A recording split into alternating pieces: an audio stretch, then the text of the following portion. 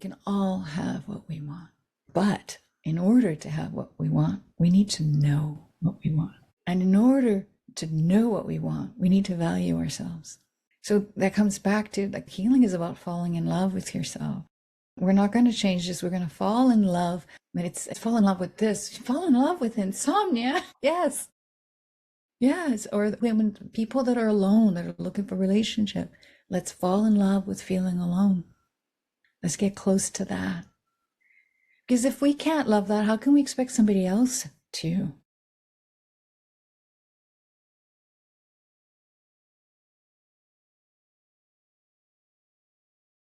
Welcome to the Love Coach in My Pocket podcast. I'm Whitney Kobrin, a dating and relationship expert and love coach, but I wasn't always an expert.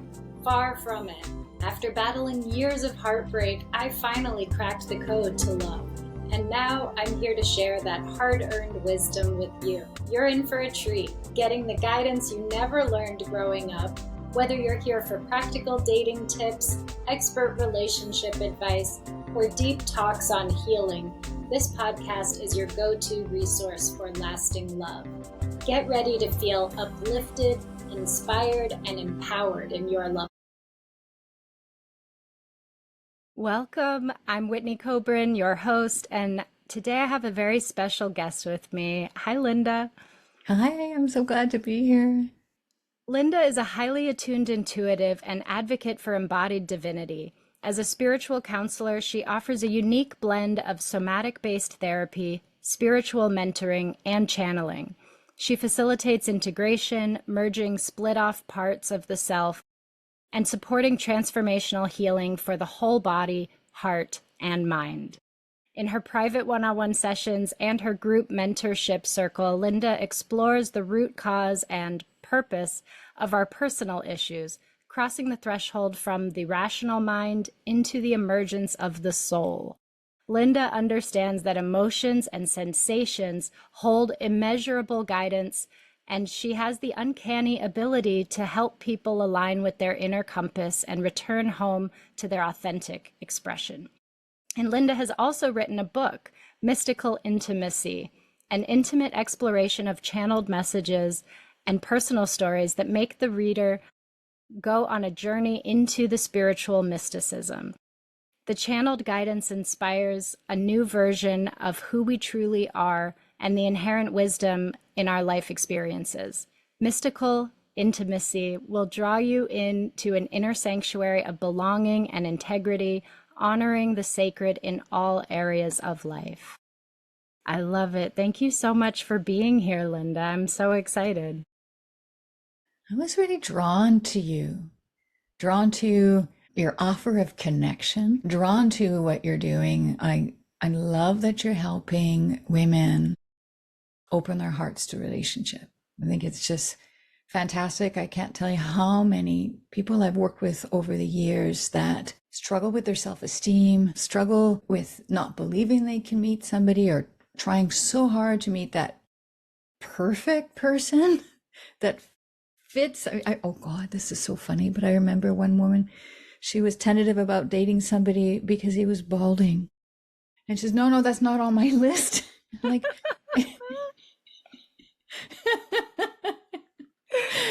and I'm like, but how do you feel with him? Tell me the feeling. And I had met him, and I said to her, and I'm breaking my counselor rules, I just said to her, well, he's pretty good looking.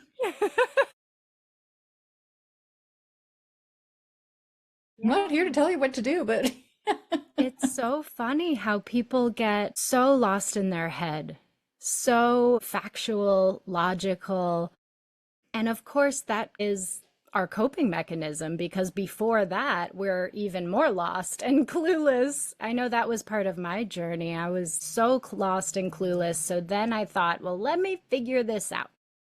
Let me put a list together. Let me figure out what I'm not going to settle for. And then I ended up just chasing after the wrong people. I mean, it really does take an evolution of our spiritual self. Yeah.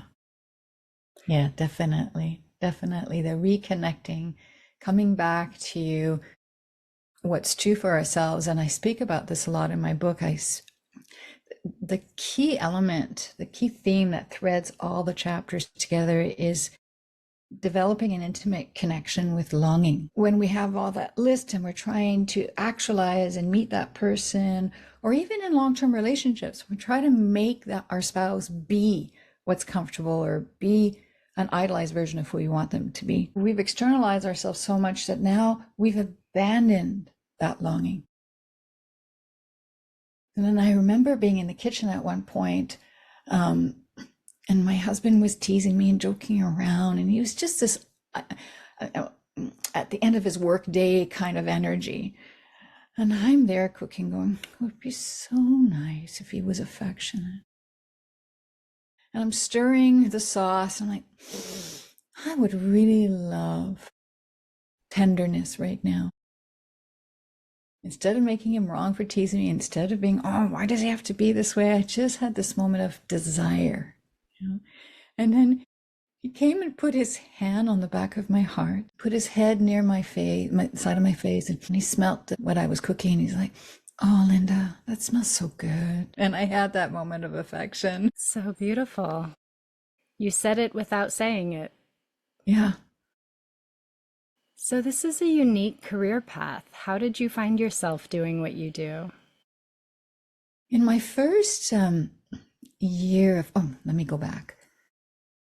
Before I even became a counselor, before I even took my training, the counselor that I had, because I'd worked with a counselor for 5 years, she's the one that said, you know, I think counseling would be a good field for you. And I even assisted her in groups. So in therapy groups, I did 3 groups with her. My sister said that, my friend said that. So the universe was telling me to go in that direction. And in my first few months of my training, I remember saying to the groups like, oh God, I feel like I'm in my element. But I had no idea what was coming. Because like a year and a bit later, this is when I was in the second year and had started my counseling practice. And it's funny, you know, we talked about tarot earlier, and it was a tarot reader that said to me, your work's going to change. And I'm like, my work is going to change, but it's already changed. What do you mean it's going to change? And sure enough, a month later, spirits came through me. And so I was intuitive. I felt spirits when I was in the studio painting or writing poetry. My clients knew that I was intuitive. I used to do body work, so integrative body work, so counseling on the table. And at one point I said to the person, it's like, oh, well, the spirit would like to speak to you directly. Is that okay? And she says, yeah, okay. And the spirit spoke through me. And it was wild. It was wild. Because I don't know how I knew that. And I don't know how I knew to check in with her. It all happened so quickly and so suddenly, as if I'd always been doing that. And after she left, that's when I was changing the sheets on the table and I totally freaked out. Oh my God, what just happened? So interesting. So tell me more about this intuitive ability. Is this something you think that most people have the capacity for? Like, how have you developed it? How has it expressed itself in you? I love the question is, do most people have that? How is it developed? I think it's our yin. When you think of the yin and yang, I think the intuitive is part of our yin, our feminine energy. And we just spoke earlier about the yang, about the masculine, about that list, that strategizing, that getting out there and trying to do something. And we live in a society that's biased towards yang energy, biased towards the masculine, the rational, so much so that in earlier ages, we start to really oppress and suppress the feminine, the sensitivity, the intuition. I have a friend of mine whose nephew would communicate with his deceased grandmother. And at one point she said to him, well, I'd like to be able to talk with her. He says, well, you can. She's right here. And now she can't bring it up.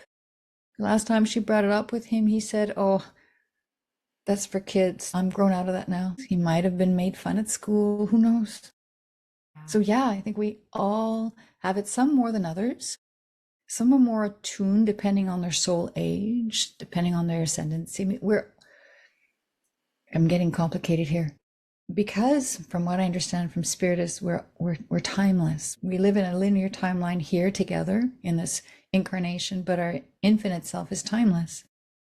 So our infinite self is ascended. And yet in through the body and through the incarnation and through how whatever we're here to serve in this incarnation, we come at different stages of evolution. So some people have more access to the intuition, especially if they're born into a highly intuitive family, a family where that's been attuned or fine-tuned. Person that's born in a family of artists, creatives will have more access to that than, let's say, a family that's been born to a more analytical based family, usually.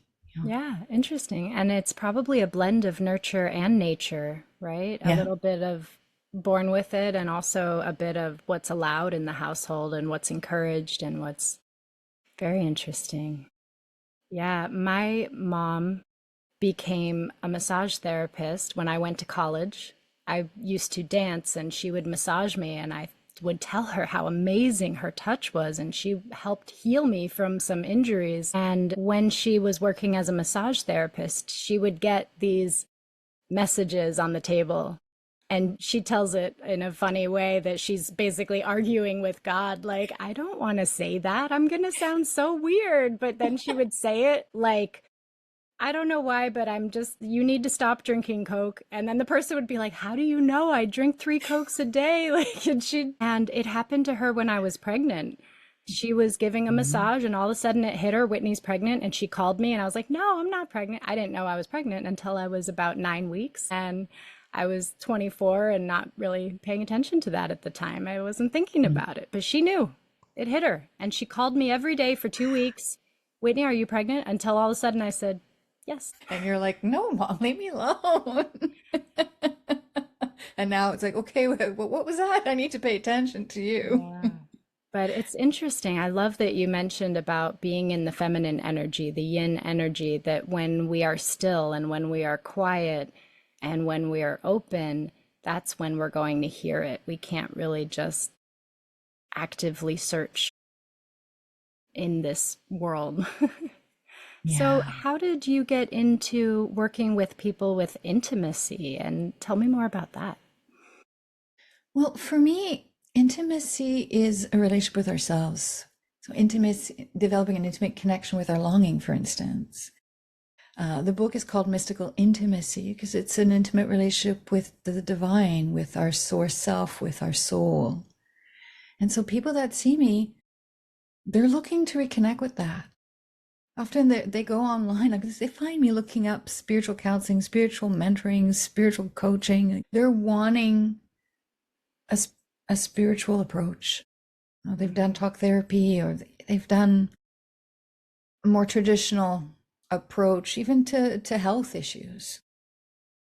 And they come to me to get to the root cause. And oftentimes people come with the idea that they're going to fix that. But there's our linear, hierarchical, there's that yang energy again, that masculine just taking charge. How do I fix this? The how-to question I hear a lot. And they get a curveball. They get to learn a completely different approach or a different perspective of reality, which is that nothing needs to be fixed. But yeah, it does because I have backaches or I have insomnia. This has to be fixed. And it's like, how do you feel in your body when you believe this has to be fixed and resolved? When you're looking everywhere for the answer, how do you feel? Tense, guarded.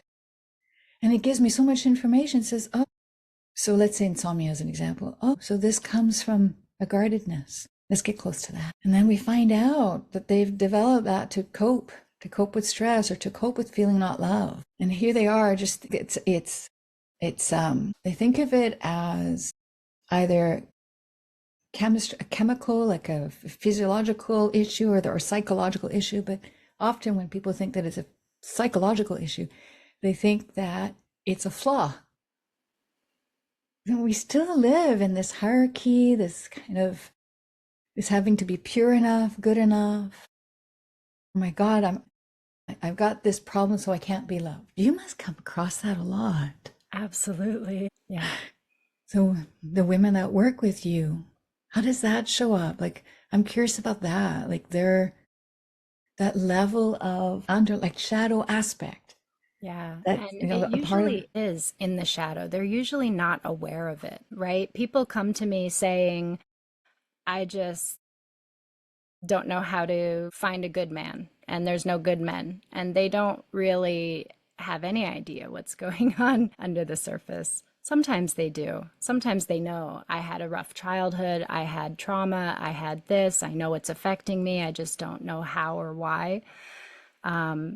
And like you said, we live in this modern world where the yin and the feminine energy is not valued. And so it's disappearing so much, and that's one of my favorite things. It's one of the reasons I mostly work with women, is because of this feminine embodiment piece, that I can help them tap into their own natural feminine energy and find communion in it and find joy in it and find depth and Mhm. find the root. And I teach a practice of feminine embodiment where it's like meditation, but not pure stillness and emptiness, but rather the more feminine fullness and flow. And sometimes they get really intuitive hits about where their issues are coming from. You know, we generally can figure out where the biggest problems are coming from. Absolutely. The body knows the feelings in the body, the sensations, those intuitive gems. And we know what we need. And that I find I come across a lot is people struggling to meet their needs or to have those needs met. And Mass India said something really beautiful at one point. They said, we can all have what we want. But in order to have what we want, we need to know what we want. And in order to know what we want, we need to value ourselves. So that comes back to like healing is about falling in love with yourself. We're not going to change this. We're going to fall in love. But it's like, let's fall in love with this. Fall in love with insomnia. Yes. Yes. Or when people that are alone, that are looking for a relationship, let's fall in love with feeling alone. Let's get close to that. Because if we can't love that, how can we expect somebody else to? And there's always a message in it, right? There's no bad emotions. With these bad emotions, with these, you know, quote unquote bad symptoms and feelings, it's always there for a reason. Our body has this divine intelligence that if your left leg is weak, your right leg will overcompensate, right? And so then you're complaining about the overcompensating leg that it hurts, but really the root is the other leg, right? Yes. That's a good analogy. Yeah, it's a really good example, to go back to that. Oh, I love that because people will come with an issue. And I'm like, what's behind? Let's look at the Hmm. shadow. Yeah, I love that. Yeah. And I love how you said that intimacy really starts with your relationship with yourself. All the work that I do, I always have to start with the relationship with oneself. Are they loving Mhm. themselves? And it's funny because so many people now are talking about self care Saturday. And so there are women that are taking bubble baths and getting their nails done every week, but it's probably it might be a more stressful event to like make the appointment and get there on time and all of this and then they're not even practicing compassion with themselves. It's like as soon as they make a mistake, they're judging, criticizing, mean, and I see that time and time again. I do that. I'm my hardest critic. My husband will often say that you're the hardest on yourself. And throughout the day, almost daily, I'm like almost saying sorry to myself. It's like, all right, what's going on, Linda? And I have this, we have a relationship onto ourselves. I get to chat with this part of me that showing up being mean to me. It's like, all right, so I'm not measuring up to who you want me to be right now. Who would you like me to be? And then it dissolves because whoever I'm supposed to be you is not, already is are. not enticing. It's like whoever I'm trying to, then I get to listen to, like, let's say I'm telling myself I should do more. Always more, always. I'd never do enough, by the way. And I hear that script all the time. And when I just stop, I'm like, but I really love doing nothing. I often will give that as an antidote. I go the opposite way. Like my strategic mind is there trying to resolve a perceived problem, and I'm like, stop. I'm going to go the other way. What are you doing? Nothing about it. But, like live your talk, walk your teachings, Linda. Come back and be with the not knowing. Oh, okay. Be with the breath. Oh, okay. Be with the discomfort that's here. There's a strategic mind, and the have to do this and have to do more comes from an avoidance of a discomfort. So what am I avoiding? I keep coming back. And I love how you mentioned the word desire and said, well, sometimes I like doing nothing and I want to do that. Can you tell me more about your connection to desire? It's been a long journey for me to embrace desire.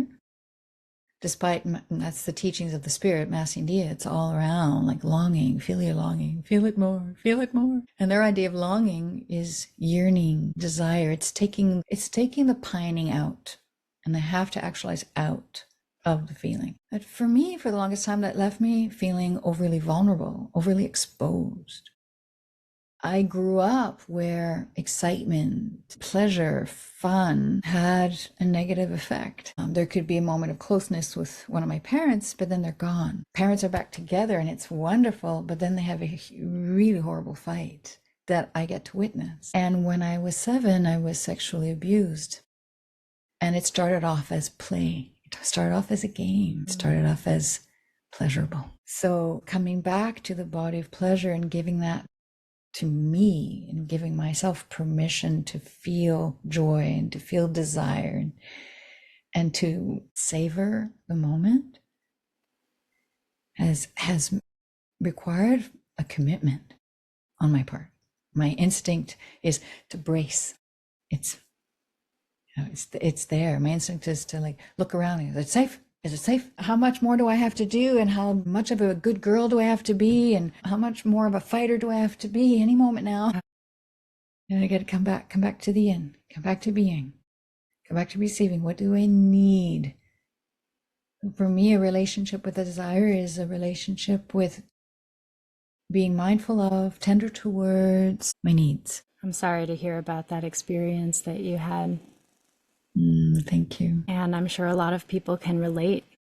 A lot of people have had, whether it was during childhood or later, right? So many women have been victimized and been unsafe and been taken advantage of. And even on a societal scale, there's been so much effort to remove the pleasure for women. Oh, it's huge. Being seen as dirty, being seen as, I was told I was too intense, I was too this, I was too that. Oh, temptuous. Yeah, or the reverse. I was criticized for not being available enough. Now I have a beloved in my life that loves me whether I'm in it or not, whether in terms of sexuality. But he's taught me the pleasure of holding hands and feeling the sensation of the touch. He's taught me the pleasure of being on a forest walk without words, no talking, we're just being in nature, but we're being in it together. And we're feeling each other's presence. I love it. Yes, there's a movement nowadays where so many people are single. And on one level, it's great because women have their own financial independence and they're not stuck in something that is toxic or unhealthy. And many women still are stuck. So that's a challenge we're facing. But there is still value in having a loving relationship, in having a spiritual connection with someone. And I think that's my biggest passion and message for the moment is, I know, girl, that you're Miss Independent and you don't need a man, and all the guys you've been attracting are not worthy. But when you do the inner work, when you learn the skill set of how to communicate with people, how to step into your feminine to attract a masculine partner, a relationship can be so different, so different. Night and day. Yeah. When we learn to be aware of ourselves, so self-regulate, and when we learn to hold sacred space for the others, co-regulate, then we can have compassion for both. And it's not easy. It's not easy because our instinct, our conditioned reality, what we see all around, we see it in the movies, is to project, to make our pleasure about what the other person is doing or not doing, whether they're not being a safe or not safe person. Yeah, I externalized my pleasure for years with Vern, making everything like just about changing the relationship or changing him. Yeah. Poor guy. And yeah, there's things that needed to change. I mean, he's more aware, more communicative, and it's wonderful. His listening skills have like, wow, skyrocketed. So that's incredible. But a turning point was just amazing. I was at him for something, and he said, Linda, I'm feeling blame. That's because I'm blaming you. That's exactly what I'm doing. It's because it's your fault. I am blaming you. Oh my God. And then it helped me come back to, oh, well, what I'm feeling is. Yeah. Yeah. You know, I find that people focus way too much on the blame and they focus way too much on what's wrong and what they don't want. And they just and I think back to my past relationships, and it was like that. I was always focusing on what was wrong and what wasn't happening, and going back to the desire practice, it works in our relationships too. If you just focus on what you want and focus on the direction you want to go in and what you want from your partner and what you want to give and feel good giving, and I mean, it just can be so transformative. And you come back to yourself. And when you pay attention also to, it's a slowing down process that allows us to see and sense more. And I remember a coach years ago, I had my list of everything that was going wrong in my relationship, just like you're describing. And I was telling her how he did not meet my needs. And she asked me a question. She asked, how does he meet your needs? You're like, I just said he doesn't. Well, I surprised myself. I started listing off all the ways he meets my needs. Oh, like this, like this, like this, like this, like this. Oh my God. I hadn't been paying attention to it. She says, it's important to tell him that. Okay. So I had an opportunity that night or the next night. And at the time, now his reflective listening is fantastic. At the time, he would freeze and he would say, like, he would go into saying nothing, which drove me mad. And this one time we're sharing something and he reflected back what I'd said. And I stopped. I'm like, Vern, when you reflected that back to me, I really felt heard. And he said something, it'll stay with me forever. He said, really? He was so proud of himself. It was so beautiful. I'm like, oh my God, this man is really trying to hear me. Right? We all have different energy types, personality patterns, and it's so interesting how we can misinterpret people and think that they're not even trying when they are. It's just they're trying in their way, which might be different from your way. So I love this. Thank you so much, Linda. This is so interesting. So, I always ask the question, how do you recommend to people to have a love life that they can really love? Stop leaving. That's my recommendation. Stop leaving. I want to say more to that. I'm going to find the words for that. It's not just relationships, it's everything. The moment something doesn't show up right, when we don't have those tough conversations, we're leaving. When we avoid conflict, when we avoid getting messy, we're leaving. We're constantly abandoning ourselves in the other.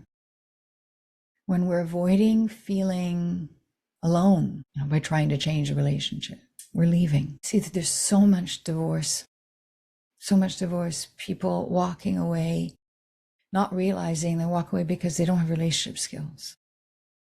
They're making it about the other. And I've done it. Of my whole list of why, because he or they, they did this, they did that.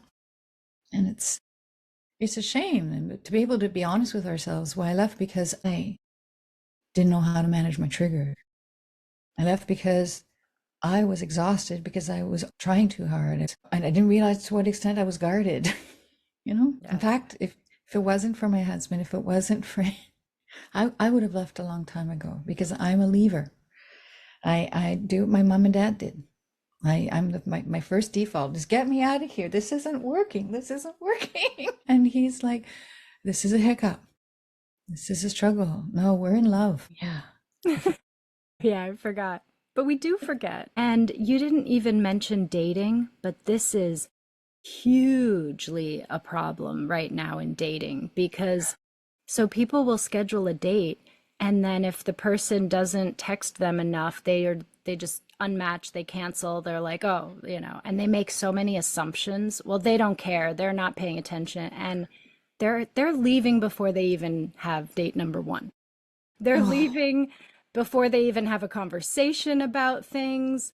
They'll have one or two or three dates and just disappear and ghost. And like everybody's so afraid. It's like, oh, well, I can't reach out to them because they ditched me. And it's just setting us up for a really, really bad next era of relationships. really is. Well, I'm getting goosebumps. What you're saying is significant here. And what's happening is now we're having people come in, the people that are dating or people that have left other relationships without knowing how to stay. And now it's just repeating itself. It's repeating itself. And I'm not suggesting stay in an abusive relationship or stay Right. in a loveless relationship or there's enough of that. But a relationship that seems dead in the water, that's our perception. That's our perception. There's something that we're not seeing. The other day, I had my arm around Vern, and this is such a wise man.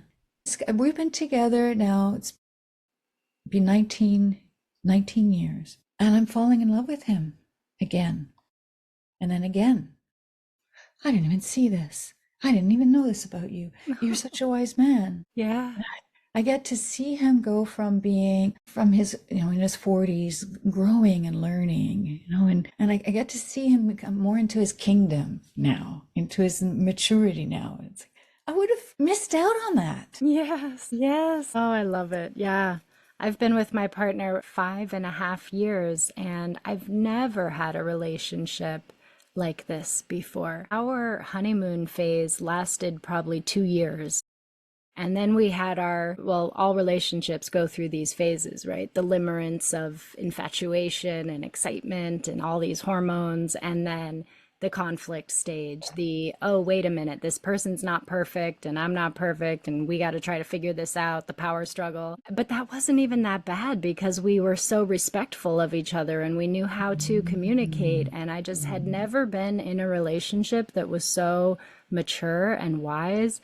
And like you said, I'm feeling that. Like, I just love him on a whole other level now than I ever did. It's not like fading away, it's like intensifying and deepening. And even the physical intimacy, as great as it was in the beginning, it's like on a new level.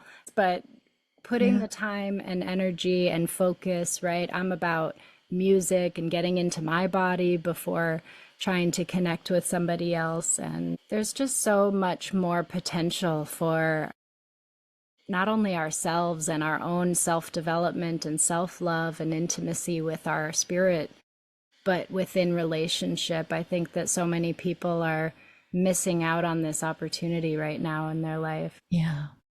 Yeah. And I'm glad you brought it back to intimacy with spirit. Thank you. Because I can say a little bit more. Spirit sees and senses more through the body, through our eyes, through our mouth, through our words, through our senses, sensations. There is so much more to see and sense that the analytical, strategic, reactive mind impedes. It doesn't let that happen. Mm-hmm. I want to say one more thing. I think it's important for your listener because you talked about a 2-year honeymoon, and I'm a little envious because we hardly had that. We weren't right into stuff. Like, my God, just leave it up to me to do that. Just to challenge this and challenge that. And what was really helpful is it's a relationship coach, Jason Gaddis. I think we may have mentioned him. And he had a podcast or a webinar or something. There was something he said and it landed. That's why these shows, these podcasts are so important because what we share here can really be these gems in people's lives that make such a huge difference. Because what he said is that, hey, learning relationship skills, like relationships it's not easy. None of this is easy. But avoiding intimacy is even harder, really. But that's not what he mentioned. He said about relationships being tough. He said it is even harder for people who have been highly traumatized. And I got to look at my husband and I and look at our past and look at what we each brought into a relationship and go, oh, this is why this is. And I get to provide that kind of compassion towards myself all the time. Of course, this is what got triggered here, Linda. You know, I have abandonment issues. My honey can be disassociated, kind of happily doing his own thing over there. It's like, hello, I'm here.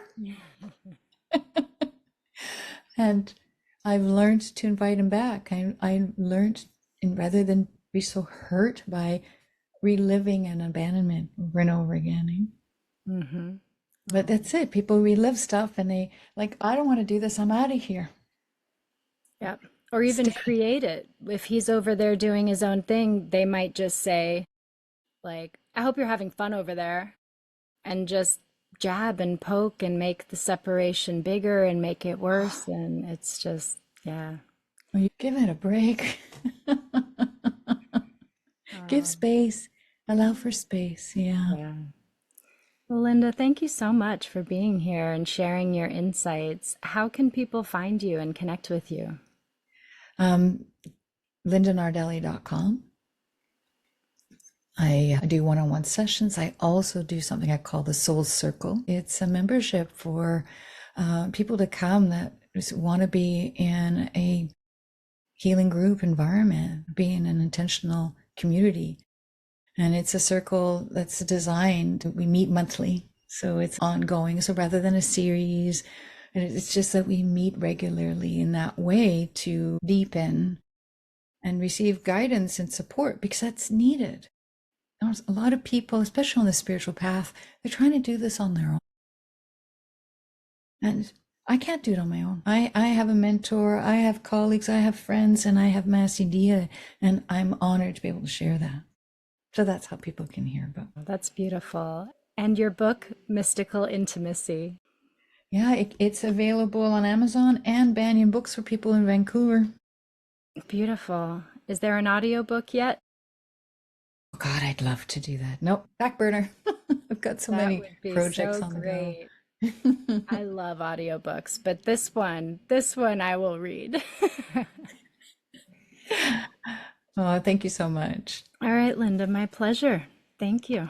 Thanks for tuning in to another episode of Love Coach in My Pocket, where we talk about love, dating, relationships, healing, and all sorts of topics related to these.